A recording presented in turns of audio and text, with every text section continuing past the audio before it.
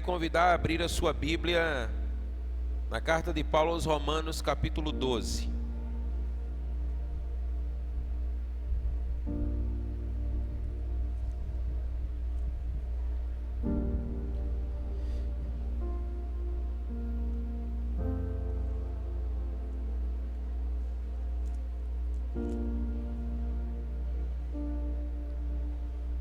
Romanos capítulo 12, eu quero ler os versos 1 e 2.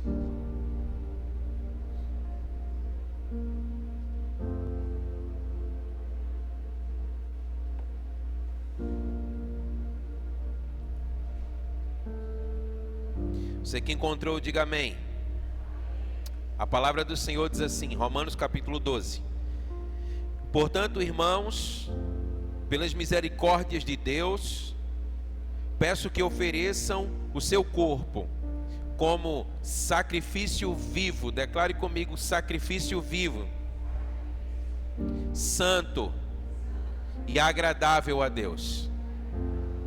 Este é o culto racional de vocês. E não vivam conforme os padrões desse mundo, mas deixem que Deus os transforme pela renovação da mente, para que possam experimentar qual é a boa, agradável e perfeita vontade de Deus. Você pode dizer amém? Aleluia. Pai, obrigado. Obrigado pela sua palavra. Palavra tão preciosa, palavra viva, palavra do Senhor. Que esta palavra, ela venha cumprir em nossas vidas aquilo que está determinado pelo Senhor no seu coração. Nós estamos submissos à sua palavra. Fale-nos ao coração, Senhor. Nós assim oramos no nome que é sobre todo nome, que é o nome de Jesus. Você que crê, mais uma vez, diga amém. Aleluia.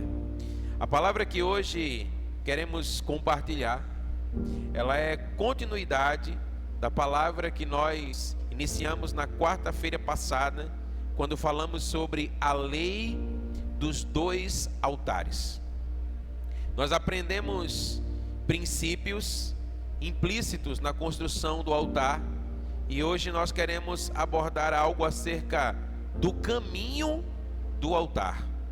Esse texto que lemos, Romanos 12, Paulo, ele evidencia um dos maiores segredos para uma vida cristã vitoriosa, para uma vida cristã abundante. Mas a verdade é que poucas pessoas têm experimentado a vontade de Deus nessa plenitude, conforme Paulo aqui nos apresenta. E eu quero então compartilhar alguns caminhos que nos levarão a experimentar essa vida. Você está preparado? Amém? Então declare comigo, diga assim: rendição intencional. Note que Paulo declara: apresenteis os vossos corpos, ou vos apresenteis como sacrifício. Essa palavra apresenteis no grego significa deixar à disposição, significa se oferecer, é você se ofertar. E a definição de sacrifício aqui então é um processo voluntário, intencional, de nos submetermos à vontade de Deus para as nossas vidas. Quantos creem que a vontade de Deus para a sua vida, ela é infinitamente melhor do que os melhores desejos que você pode ter acerca de si no seu coração? Diga amém. Assim sendo, precisamos ser intencionais em nos submeter àquilo que o Senhor tem para nós, amém? Entendamos que pelo Espírito e pela palavra, o Senhor, ele nos mostra qual a sua vontade para nós, sim ou não? Mas ele não nos obriga a fazê-la. Essa é uma decisão nossa. É por isso que precisamos ser intencionais em nos submeter. O Senhor nos faz conhecer a sua vontade.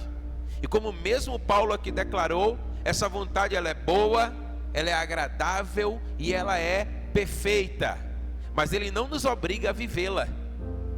É preciso haver uma disposição no nosso coração para nos submetermos a essa vontade.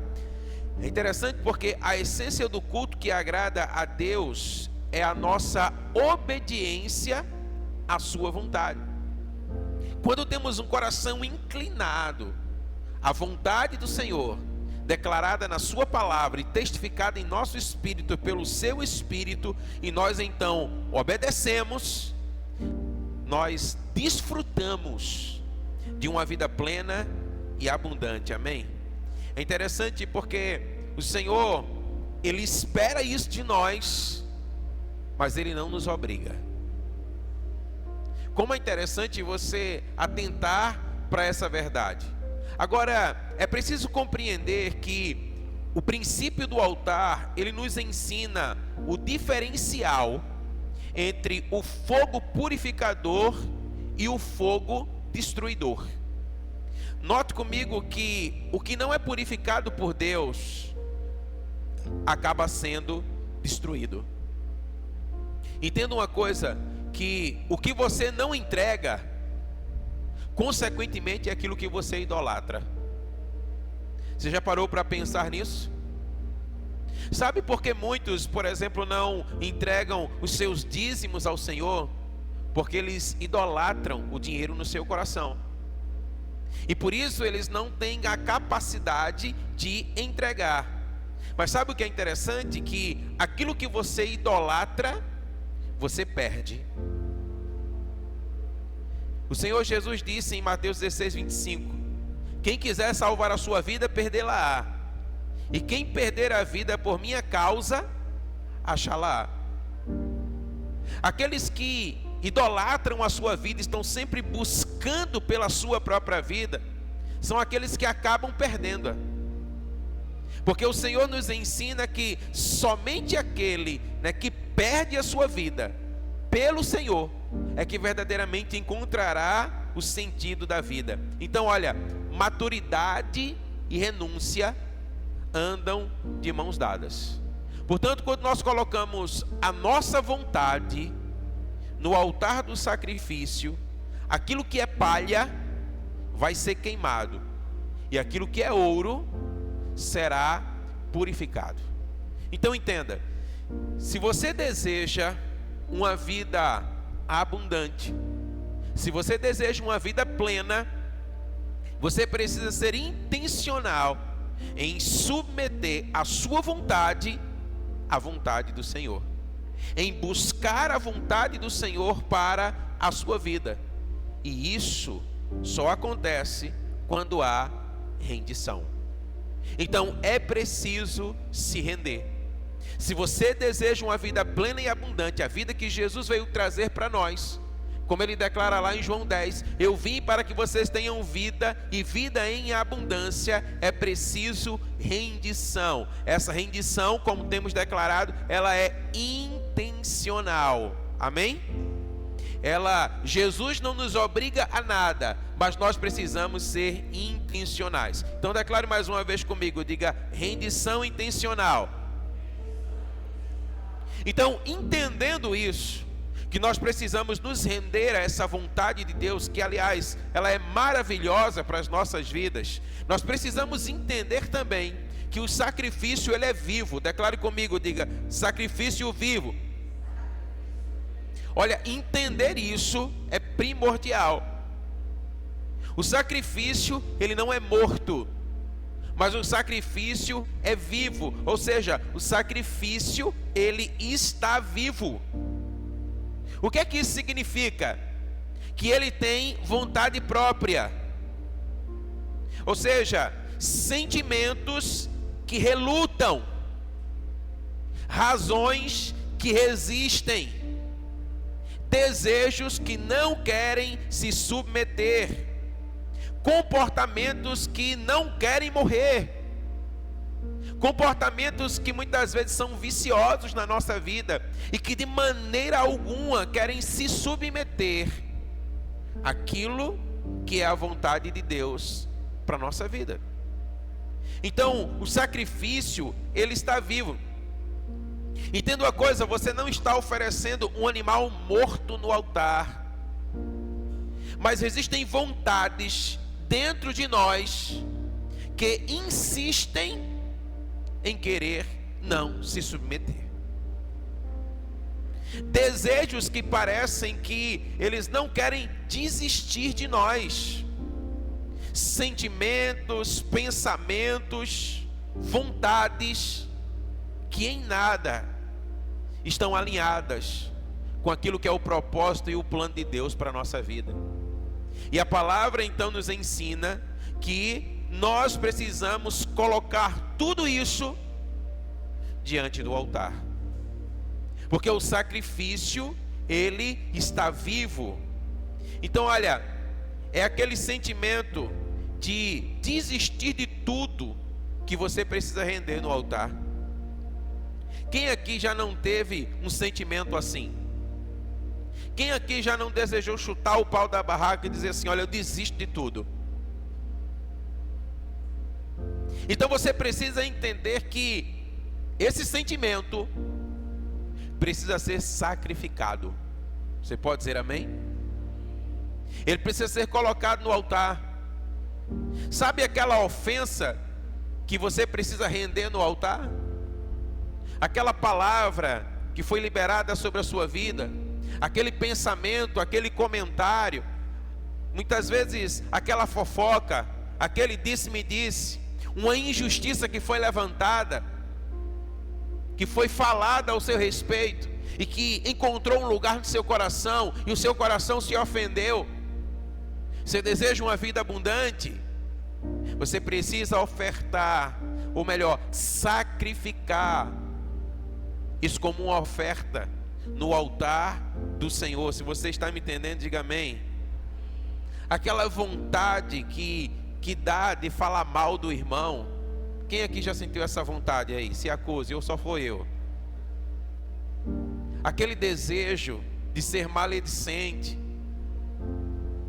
Aquela vontade que muitos que se enveredaram pelo caminho das drogas ainda insistem em ter aquela falta, muitas vezes aquela saudade de continuar se drogando, de se prostituir, de você ver pornografia. Aquilo que está vivo dentro de você é preciso ser colocado no altar. Nós precisamos entender, irmãos, que esses sentimentos que muitas vezes brotam dentro de nós, não é porque você não tenha o conhecimento de Cristo. A palavra diz que o Espírito ele está pronto, amém? Mas a alma e a carne não. Então esses sentimentos que estão em constante choque com o nosso espírito, precisam ser colocados no altar como um sacrifício. A vida abundante, ela só virá sobre a nossa vida quando verdadeiramente nós sacrificarmos no altar, amém? É uma entrega. E muitas vezes isso vai doer em nós, porque muitas vezes nós vamos nos sentir injustiçados. Mas sabe que a palavra diz que quem nos justifica é Ele, amém? Porque muitas vezes o que passa pelo nosso coração não é o desejo pela justiça, mas nós queremos ser justificados pelos nossos próprios sentimentos. Mas quem justifica é o Senhor. Nós precisamos colocar diante do altar. Então o Senhor está nos declarando nessa noite que esses pensamentos, sentimentos, talvez dores que existam no seu coração hoje, você precisa colocar como um sacrifício no altar do Senhor. Você pode dizer amém? E se você não fizer, você pode até ser um bom crente, mas nunca vai desfrutar de uma vida abundante. Você vai ter o seu lugar garantido no céu. Porque para ir ao céu, você só precisa crer em Jesus. Aquele que crê tem a vida eterna, declara a palavra do Senhor, amém? Mas para ter uma vida abundante, é preciso oferecer um sacrifício vivo. E para oferecer um sacrifício vivo, eu preciso fazer isso de uma maneira consciente. Uma segunda verdade declarada por Paulo, declare comigo e diga: sacrifício santo.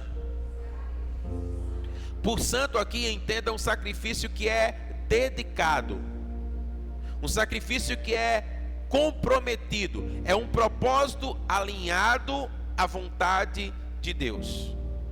E deixa eu dizer uma coisa para você: o resultado da dedicação, ela é sempre impactante.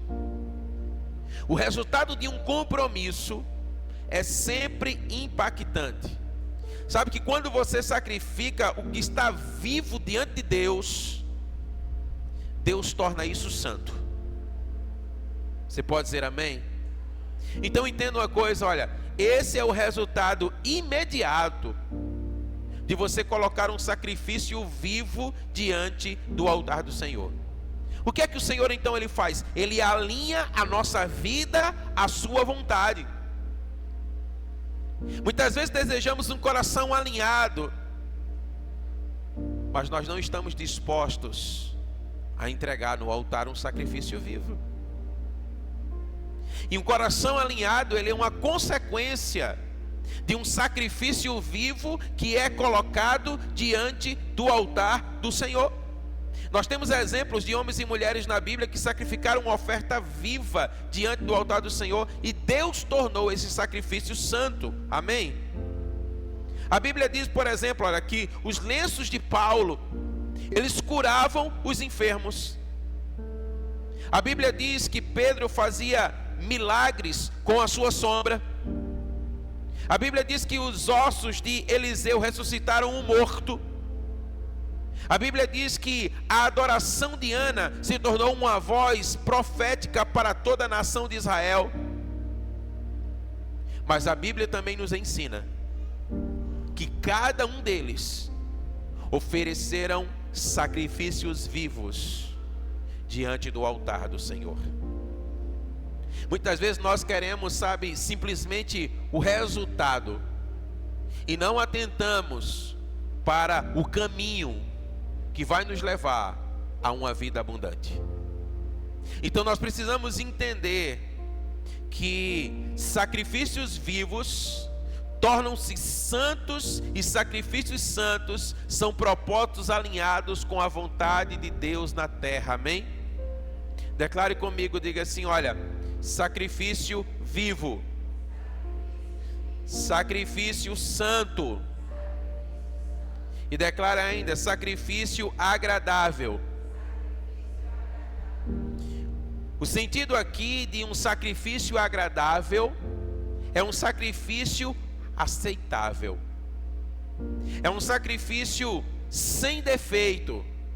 É um sacrifício motivacionalmente perfeito. Isso fala da intenção do coração. O impacto de agradar a Deus, nós podemos perceber lá no Salmo 34. Eu queria que projetasse aqui para nós os versos 4 e 6 do Salmo 34.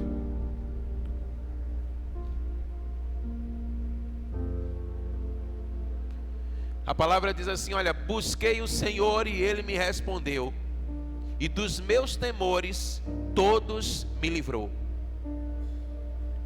Contemplai-o e sereis iluminados de felicidade. Os vossos rostos jamais experimentarão a decepção. Clamou este pobre homem, e o Senhor o atendeu, e o libertou de todas as suas tribulações. Você pode dizer amém? Olha, quando o sacrifício ele é vivo e ele é santo, consequentemente esse sacrifício ele é agradável a Deus. Agora entenda uma coisa comigo: um sacrifício vivo que é colocado diante do altar um sacrifício que é santificado, porque foi colocado diante do altar, um sacrifício que ele se torna agradável diante de Deus e também é agradável a nós.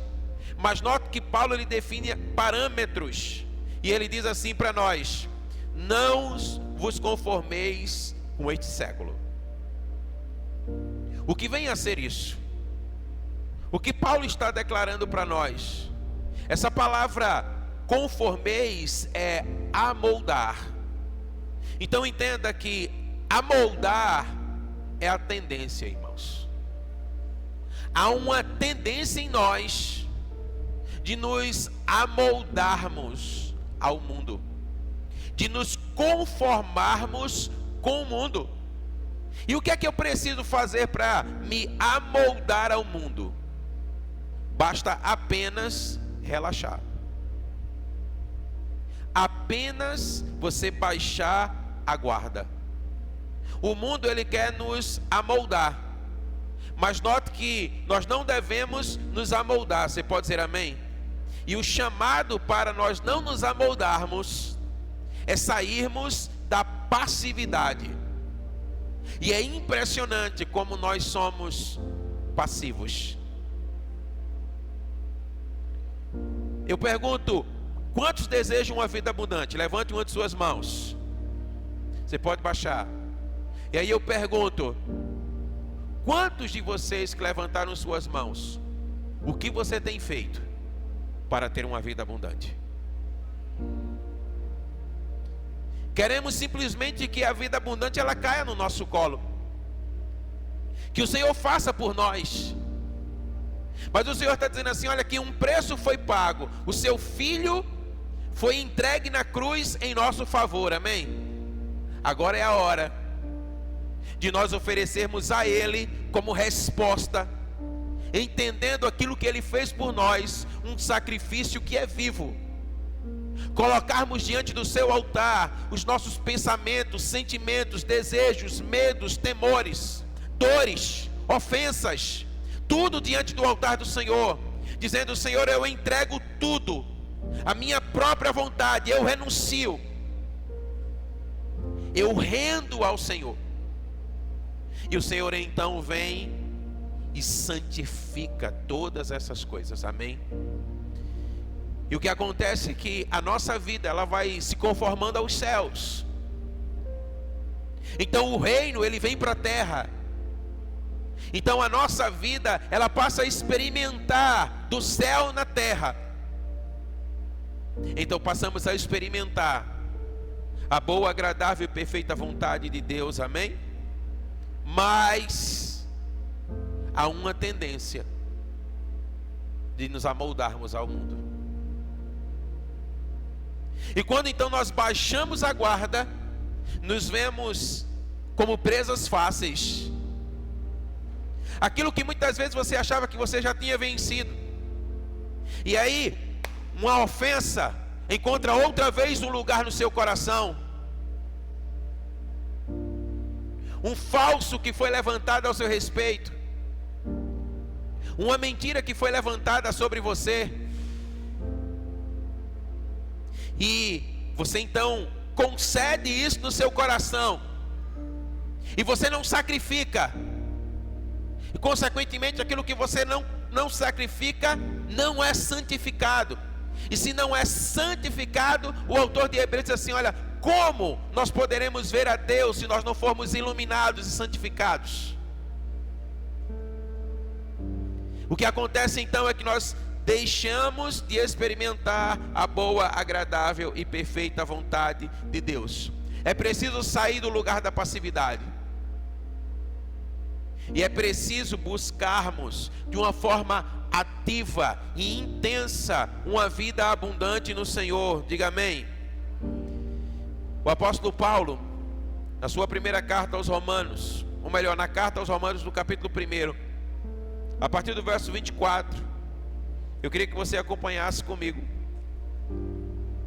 até o verso 32. Ele nos dá um bom exemplo do que é ser amoldado pelo mundo.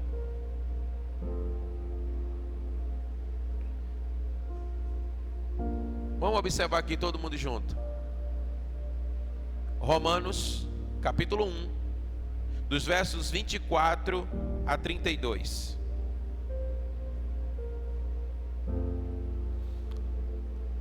Ele diz assim: olha, por esse motivo Deus entregou tais pessoas à impureza sexual, segundo as vontades pecaminosas do seu coração. Ou seja, Paulo está dizendo assim: olha, aquilo que antes você deveria ter sacrificado, você concedeu no seu coração. Você deu lugar no seu coração. Então, se você não sacrifica, o Senhor não santifica.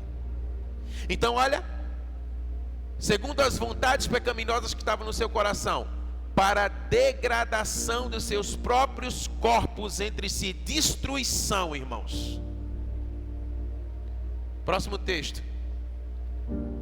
Porquanto trocaram a verdade de Deus pela mentira, e adoraram objetos e seres criados no lugar do Criador, que é bendito para sempre. Lembra daquilo que nós declaramos, que aquilo que nós não entregamos, nós idolatramos? Então a verdade de Deus, que deveria de fato encontrar um lugar no nosso coração, quando Paulo diz: entreguem como um sacrifício, nós não entregamos, retemos, guardamos, e então idolatramos. E olha a consequência disso. E por essa razão, Deus os entregou às paixões vergonhosas. Até as suas mulheres trocaram suas relações sexuais naturais por outras, contrárias à natureza. Pode seguir. De igual modo, homens também abandonaram as relações sexuais naturais com as suas mulheres e se inflamaram com o desejo sensual ou sexual uns pelos outros. Deram então início à sucessão de atos indecentes, homens com homens, e por isso receberam em si mesmo o castigo que a sua perversão requereu. Além do mais, considerando que desprezaram o conhecimento de Deus, Ele mesmo os entregou aos ardis de suas próprias mentes depravadas, que os conduz a praticar tudo o que é reprovável. Então, tornaram-se cheios de toda espécie de injustiça, maldade, ganância, depravação.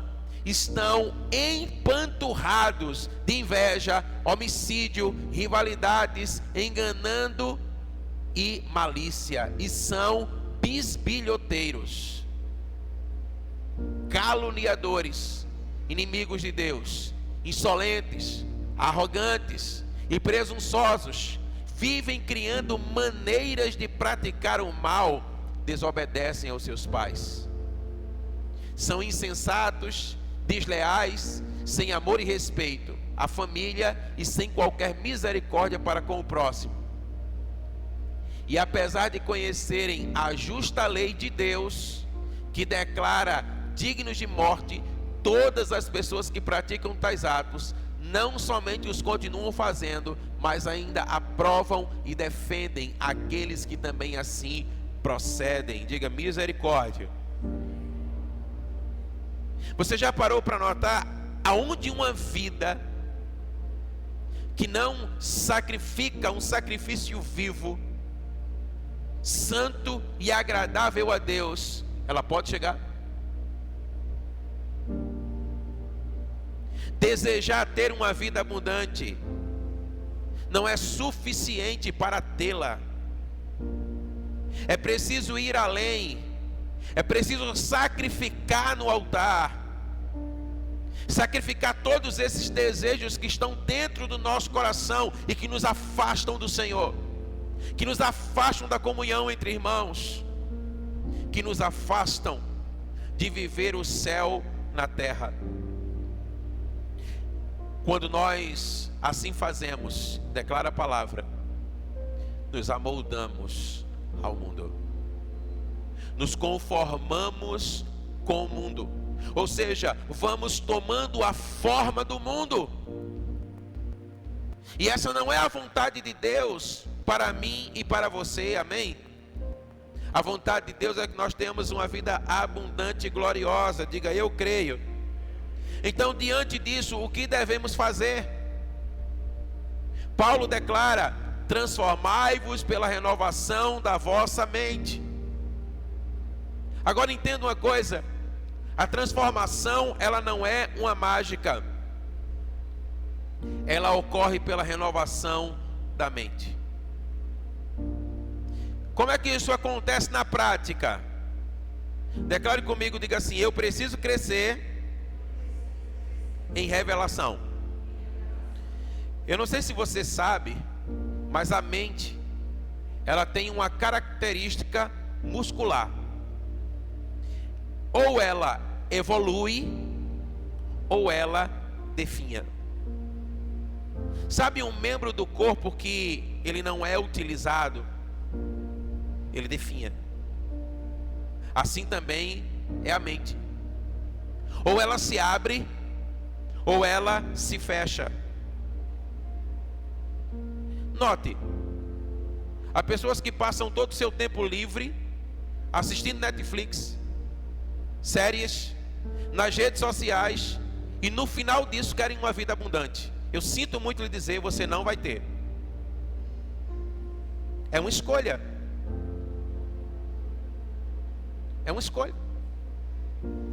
Nós precisamos aprender o que nós queremos sacrificar, irmãos. Sabe, existem coisas que nós gostamos e coisas que nos são lícitas, coisas que necessariamente não são pecados,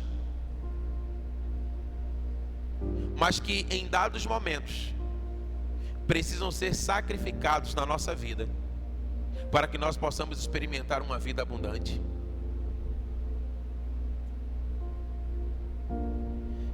É preciso entender essa verdade. Olha, nós precisamos de uma mente renovada e não amoldada ao mundo, amém?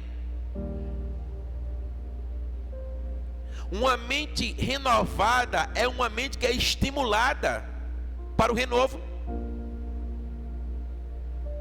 Então, olha, nós precisamos expor a nossa mente. Então, olha, não se amolde, não se acomode. Você pode dizer amém? Precisamos expor a nossa mente à palavra. Precisamos expor a nossa mente à meditação da palavra. Precisamos expor a nossa mente à oração. Precisamos purificar a nossa mente pelo jejum. Entenda que todos sabemos, teoricamente, que fazer a vontade de Deus é sempre a melhor coisa, sim ou não? Deixa eu dizer uma coisa para você: o que eu decido é o que funciona. De nada adianta você saber que a vontade de Deus é melhor se você não vivê-la. Você vai morrer sabendo que a vontade é melhor e você nunca experimentou. É decisão. É decisão, irmãos, é sacrifício vivo, amém? Às vezes nós estamos ouvindo e ouvindo. Quantas vezes nós já não fomos, por exemplo, expostos à verdade que nós precisamos perdoar aqueles que nos ofendem, e quando a ofensa chega ao nosso coração, retemos. E o Senhor está dizendo: não se amolde ao mundo, mas guardamos isso no coração. E sabe, aquele que sabe o bem que deve fazer e não faz, Tiago diz, peca. E o pecado faz separação entre nós e o Senhor. Então nós precisamos de fato entender que eu preciso decidir, porque aquilo que eu decido é o que se torna uma realidade na minha vida. O evangelho, ele é experimental, mas ele ainda é sacrificial, amém? Jesus disse, olha, quem quiser me seguir, vai ter que negar a si mesmo. Negar a sua própria vontade, tomar a sua cruz, e então me seguir. Agora, sabe o que é interessante? Porque às vezes quando nós olhamos para essa expressão, parece que nós estamos abandonando algo que seja gostoso demais. A verdade é que o Senhor está dizendo assim: olha, eu sei que isso custa para vocês, mas quando vocês sacrificarem no altar, vocês não têm noção daquilo que vocês vão experimentar. E esse é o chamado do Senhor para a nossa vida, irmão. Esse é o chamado do Senhor para a nossa vida. Às vezes eu fico observando determinados comportamentos que nós temos que, se nós tivéssemos tais comportamentos, tal entrega em prol do reino. E aqui vai uma palavra, por exemplo, para os homens, porque o dia 4 está chegando, 4 de abril, e nós vamos ter o nosso primeiro Faris House, amém? Mas eu fico observando, por exemplo, e eu também gosto. Eu gosto do futebol na segunda-feira, mas é um compromisso, irmão, que pode chover canivete. Está todo mundo lá. E chega antes. E tem até resenha antes e resenha depois. Já pensou se a gente coloca assim: vamos chegar antes no culto, para a gente passar um tempo em oração? Responde para você mesmo: você tem a mesma entrega? Você tem a mesma dedicação? E se por acaso o Senhor fala assim, soprar no ouvido do pastor, dizer: vamos ficar depois do culto? Vamos orar mais um pouco? Talvez algum vai dizer assim: esse pastor está na carne. E se o pastor então disser assim: olha, segunda-feira vai ter oração, ninguém vai para a pelada, crucifica ele, porque agora ele perdeu o juízo de vez. Note que são coisas simples, mas que demonstram aquilo que está no nosso coração. Se nós não estivermos dispostos a sacrificar pequenas coisas, como nós podemos querer almejar as maiores? Sabe, interessante porque às vezes nós pensamos assim: olha, se eu tiver uma vida espiritual, sabe, abalizada, conformada à vontade de Deus, então Deus vai me abençoar na terra, Deus vai me fazer próspero. Não é assim que nós pensamos? Mas o Senhor diz que é exatamente o contrário. O Senhor está dizendo assim: se você não consegue ser fiel nas pequenas coisas, nas coisas que são naturais, nas coisas que são da terra, por que você acha que o Senhor vai confiar as coisas que são maiores? Então o Senhor está dizendo assim: olha, você quer uma vida abundante? Você precisa sacrificar o sacrifício vivo. O Senhor vai santificar a tua oferta, e isso vai se tornar agradável aos olhos do Senhor. Você pode dizer amém? Respira um pouco, o pastor não está bravo, amém? Irmãos, declare comigo, diga assim: olha, o que eu sacrifico, eu experimento. Eu quero ilustrar essa verdade observando que a palavra diz em 1 Samuel 4, 10 e 11. Coloca aqui para nós.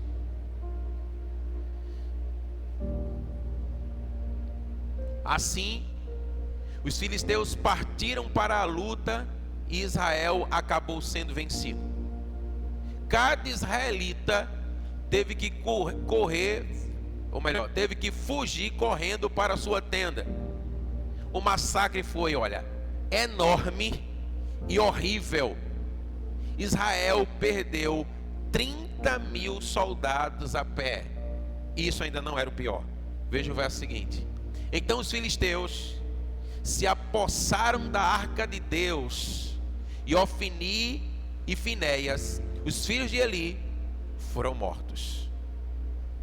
Pior do que a morte de 32 mil soldados, pior do que a vergonha de voltar fugindo para a sua tenda, foi ter sido arrancada a presença de Deus do meio do povo.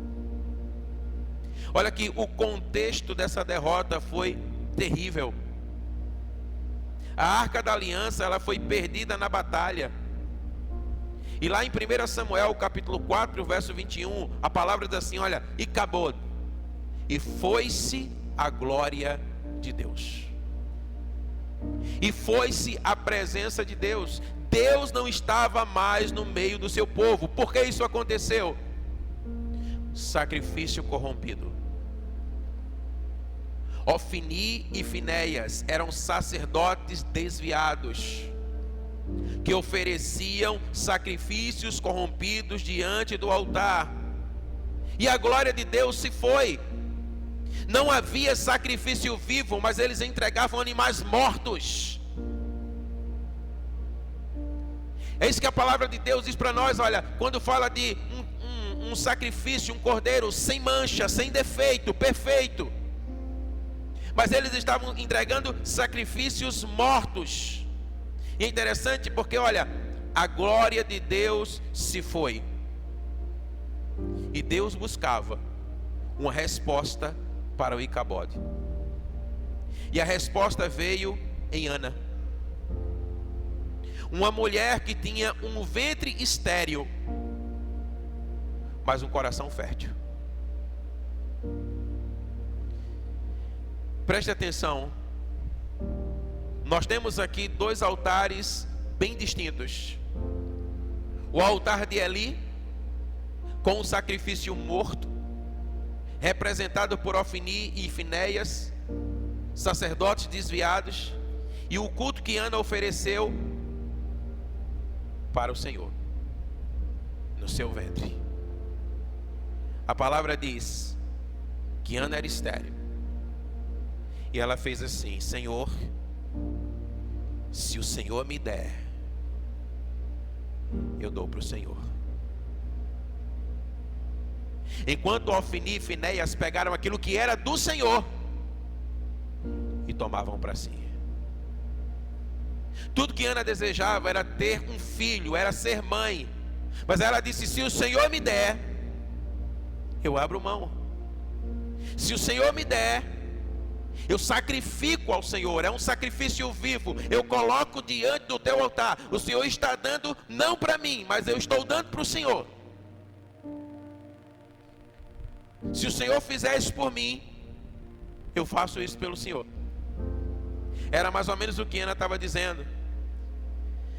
Sabe, o Senhor encontrou no ventre seco de Ana um sacrifício santo.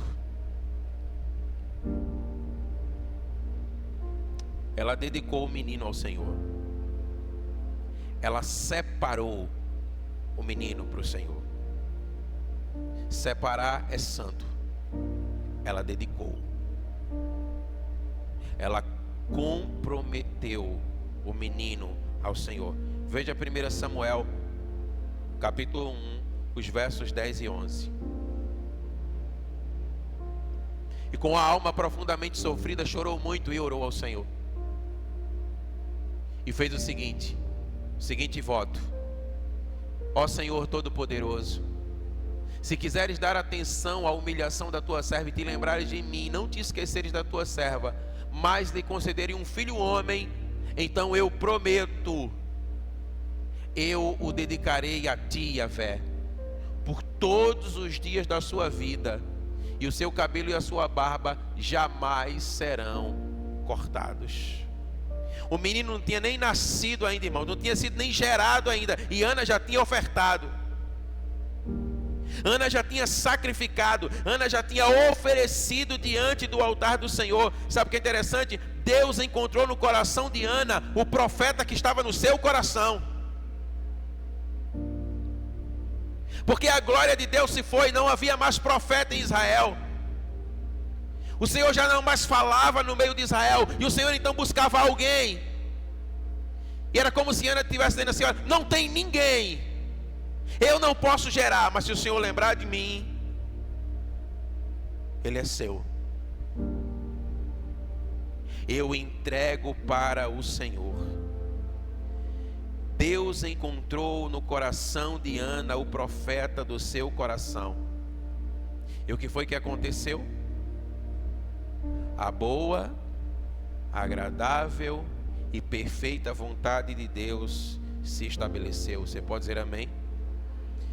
Samuel, o filho da impossibilidade, o filho do milagre, o filho da adoração, da vontade sacrificada, tornou-se a voz profética para toda a nação de Israel.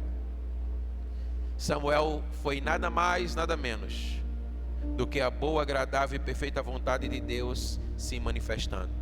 O que nós percebemos aqui, irmãos, é muito mais do que Deus respondendo Ana. O que nós percebemos aqui, na verdade, é Ana respondendo a um clamor do Senhor,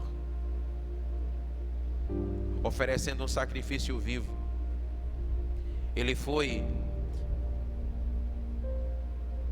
Samuel foi a resposta de Ana para uma nação. Tudo aquilo que você sacrifica, você experimenta. Ana não teve simplesmente um filho, mas ela teve o filho. Samuel é o único dentre os profetas que era ao mesmo tempo profeta e juiz. O último dos juízes e o primeiro dos profetas. Um homem cheio de Deus. Um homem o qual Deus ouvia. E a sua palavra declara: nenhuma só palavra de Samuel caía por terra. Você consegue enxergar o poder de uma vida no altar? O poder de um sacrifício vivo, santo e agradável a Deus? A pergunta é: que resposta nós daremos a essa indagação? O que temos nós a colocar diante do altar nessa noite?